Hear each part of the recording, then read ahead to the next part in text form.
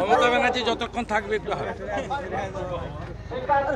অতএব we want জাস্টিসের সাথে সাথে স্টেপ ডাউন মমতা বলতে হবে।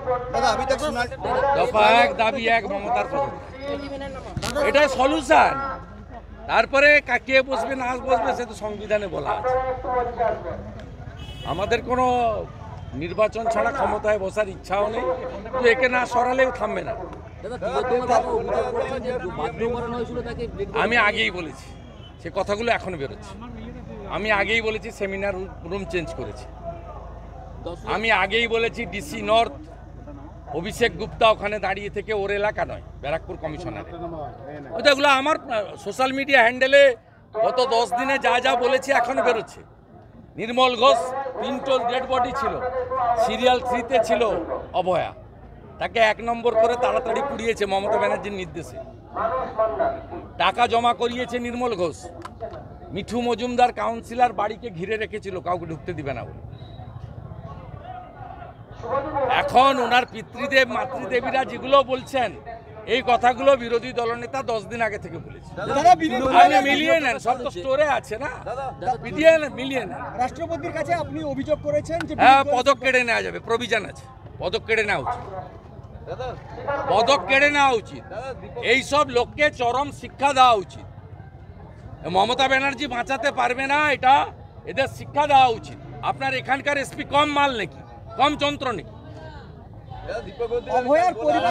পুলিশটাকে সরিয়ে দেন না। আছে নাকি দাঁতন থেকে শালবনি কিছু আছে?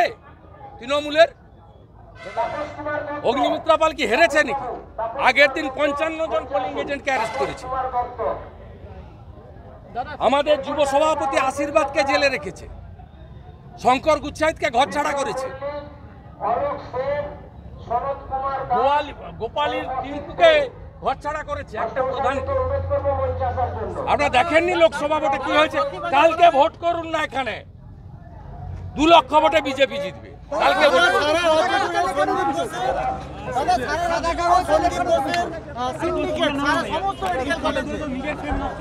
মমতা ব্যানার্জি আর তার চ্যাংরা বলছিল না যে রিনোভেশনের অর্ডার পিডাব্লিউডিকে 9 তারিখের আগে দেওয়া হয়েছে, আজ তো বেরিয়ে গেছে 10 তারিখে দিয়েছে।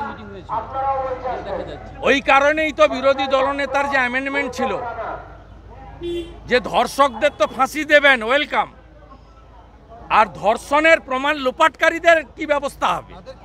হ্যাঁ, এটাই ছিল তো আমার অ্যামেন্ডমেন্ট, মানেনি ওই জন্য তো, কারণ লোপাটকারীদের নেতৃত্ব দিয়েছেন মমতা ব্যানার্জি। মমতা ব্যানার্জির ফোনগুলো শুধু নিক, ফেস টাইম থেকে বের করুক, কার কার সঙ্গে কথা বলেছে 9 আর 10 সব বেরিয়ে যাবে, আর কোথাও যেতে হবে। सोसी पांजा बोल रहा है कि बीजेपी हर कोई जगह जा रहा है लेकिन सीजो कॉम्प्लेक्स घेराव नहीं कर रहा है। सोसी पांजा ने बोला है, कि बीजेपी हर जगह जा रहा है, शास्त्र भवन जा रहा है, लेकिन सीजो कॉम्प्लेक्स नहीं घेराव कर रहा है। क्यों नहीं जा रहा है? उनको बोलिए ना जाने के लिए, कोई दिक्कत नहीं। सीबीआई का इन्वेस्टिगेशन हाई कोर्ट का चीफ जस्टिस का ऑर्डर में हुआ है, और सीबीआई किस तरीके से काम करेगा वो सुप्रीम कोर्ट का निगरानी में हो रहा है। Supreme Court will take appropriate action in question of CBI investigation. CBI liable है सुप्रीम कोर्ट का पास, सेंट्रल गवर्नमेंट का पास भी नहीं, और सोसी पांजा का गवर्नमेंट जो चल रहा है स्टेट में उसका पास भी नहीं।